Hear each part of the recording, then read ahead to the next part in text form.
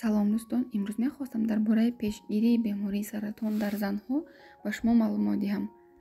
Ҳамаи мо медонем, ки агар саратонро дар марҳилаҳои аввал муайян накунем, табобати он хеле ва хеле душвор мешавад ва ба ҳолатҳои ногувор оварда мерасонад.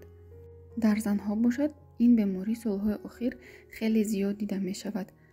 хусусан саратони бачадон, саратони гарданаки бачадон, саратони тухмдонҳо хеле зиёд дида мешаванд. Сабаби пайдоиши ин беморӣ дар чист? Дар 80% сабаби пайдоиши онро вируси папилломаи одам, бо забони дигар гӯям агар вирус папилломаи человека ташкил медиҳад. Вируси папилломаи одам қариб дар 80-90% мардуми рӯи дунё дида мешавад. Дар нигоҳи аввал он безарар аст, ягон хел зарари худро ба организми инсон намерасонад, вале дар таркибаш 30 намуд шаклҳои тағйирёбандаи худро дорад, ки ана ҳамонҳо метавонанд ба организм зарар расонанд. Вируси папилломаи одам ин ягона вирусе мебошад, ки дар хуни инсон вуҷуд надорад. Он танҳо дар лӯпардаҳои узвҳои таносулӣ ҷойгир мешавад. Ин вирус ҳам дар занҳо, ҳам дар мардҳо буда метавонад. Аниқтараш аз мардҳо ба зан мегузарад. ин вирус метавонад бе ягон нишона дар организм вуҷуд дошта бошад ва метавонад нишонаҳои худро низ дошта бошад. Бисёртар метавонад доначаҳо дар узвҳои таносулӣ ҳам занона, ҳам мардона барояд. Хориш дар ҷои доначаҳо, сӯзиш ва нороҳатӣ. Пас барои пешгирӣ чӣ бояд кард? Дар аввал ҳамаи занҳо ва духтароне, ки алоқаи ҷинсӣ доранд, агар бо забони дигар гӯям, животполовой жизнью, бояд соле 1 ё 2 маротиба аз ташхис гузаранд. Пас ин ташхисҳо кадомҳоянд? Якум, муоинаи гарданаки бачадон.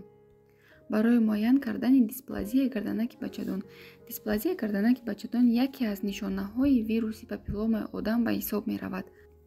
Дуюм, цитология ё ин ки пап тест. ин ташхис низ барои муайян кардани дисплазияи гарданаки бачадон пешбинӣ карда шудааст. Сеюм, ин албатта муайян кардани вируси папилломаи одам.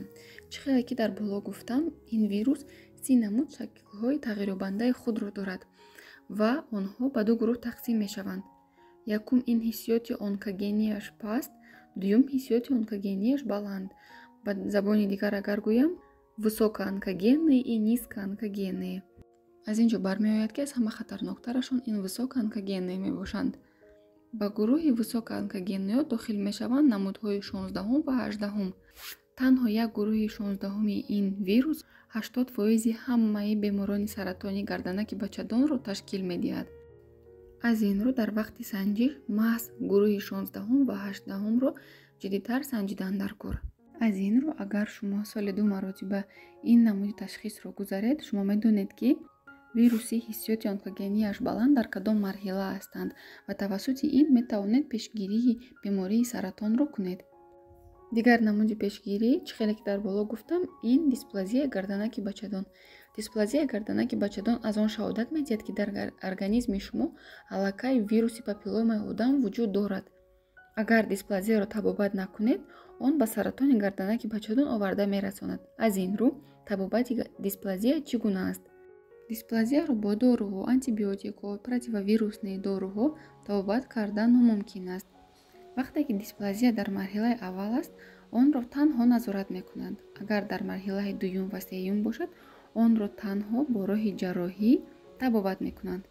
яъне ҳамон ҳуҷайраҳое, ки сохтори худро дигар кардаанд, онро бурида мепартоянд. ин ташхисҳо имконият медиҳад, ки саратонро дар марҳилаҳои аввали аввал муайян кунанд.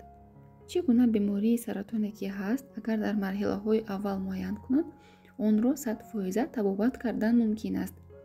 саратони гарданаки бачадон, саратони бачадон низ ба ин дахл дорад. аз ин рӯ ҳар шахс бояд соли 2 маротиба ҳар се ташхисе, ки дар видео гуфта шудааст, бояд супоранд. умедворам, ки навори имрӯза ба шумо писанд омад. саломат бошед.